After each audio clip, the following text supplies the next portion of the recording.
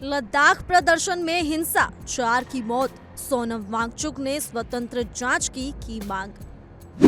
राज्य दर्जा बहाल की लड़ाई तेज, जेल में बंद सोनम वांगचुक का बड़ा बयान। प्रदर्शन हुआ हिंसक, सोनम वांगचुक ने मांगा न्याय, कोर्ट में सुनवाई तय। लद्दाख के प्रसिद्ध शिक्षा सुधारक, पर्यावरणविद और जलवायु कार्यकर्ता सोनम वांगचुक, जो अपनी क्षेत्रीय और सामाजिक गतिविधियों के लिए जाने जाते हैं, इस समय राष्ट्रीय सुरक्षा कानून के तहत जोधपुर केंद्रीय जेल में बंद है। उनकी गिरफ्तारी और जेल में होने के कारण हाल ही में लद्दाख के लेह में हुए एक बड़े प्रदर्शन की हिंसक घटना के संदर्भ में काफी चर्चा में है।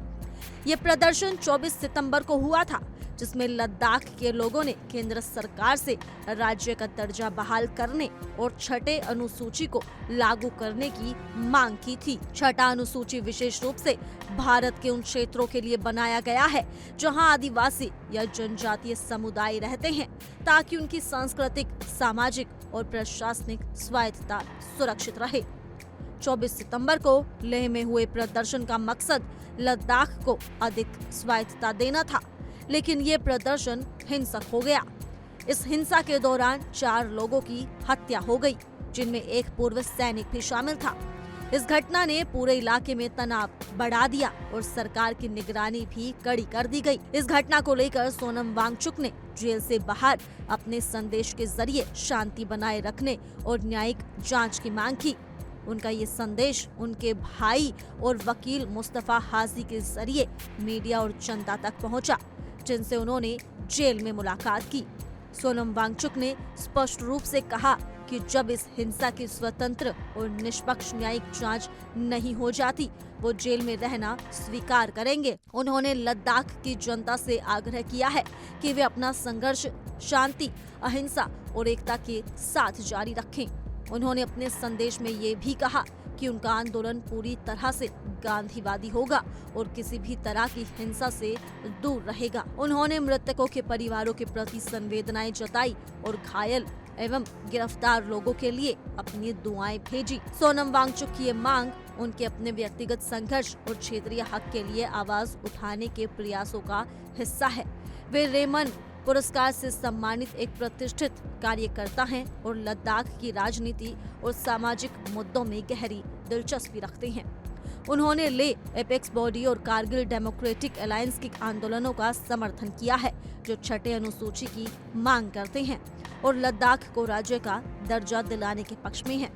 वांगचुक ने कहा कि जो भी निर्णय या कदम ये संगठन लद्दाख के हित में उठाएंगे, वे इनका पूरे दिल से समर्थन करेंगे। इसके अलावा लेह, एपेक्स बॉडी और केडीए ने 6 अक्टूबर को गृह मंत्रालय के अधिकारियों के साथ होने वाली वार्ता से खुद को अलग कर लिया है।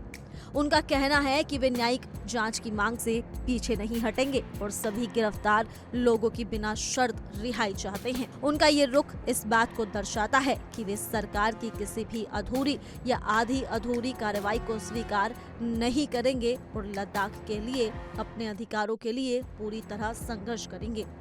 सोनम वांगचुक की पत्नी गीतांजलि जे अंगमो ने सुप्रीम कोर्ट में याचिका दायर की है, जिसमें उन्होंने अपने पति की गिरफ्तारी को गैरकानूनी और असंवैधानिक करार दिया है। याचिका में एनएसए के तहत सोनम वांगचुक की हिरासत की वैधता पर सवाल उठाए गए हैं और उनकी तत्काल रिहाई की मांग की गई है। इस याचिका की सुनवाई सोमवार को सुप्रीम कोर्ट में होनी है। ये याचिका और कोर्ट की सुनवाई इस पूरे मामले में एक महत्वपूर्ण मोड़ साबित हो सकती है।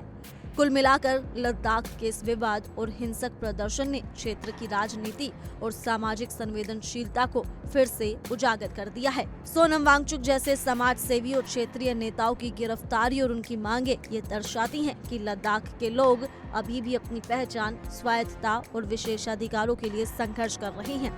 साथ ही ये मामला केंद्र सरकार और स्थानीय प्रशासन के बीच बढ़ते तनाव को भी दर्शाता है, जो भविष्य में क्षेत्रीय स्थिरता और विकास पर प्रभाव डाल सकता है। यह संघर्ष और सोनम वांगचुक की गिरफ्तारी इस बात का संकेत है कि लद्दाख जैसे संवेदनशील और रणनीतिक क्षेत्र में अभी भी कई सामाजिक, राजनीतिक और प्रशासनिक मुद्दे हैं, जिनका समाधान खोजने की जरूरत है। इस पूरे घटनाक्रम में न्यायिक जांच की मांग न्याय और पारदर्शिता की ओर एक महत्वपूर्ण कदम माना जा रहा है, जिससे क्षेत्र में शांति स्थापित हो सके और आम जनता का विश्वास बहाल हो सके। फिलहाल के लिए इस खबर में सिर्फ इतना ही। ज्यादा जानकारी के लिए जुड़े रहिए इंडिया डेली के डिजिटल प्लेटफॉर्म के साथ।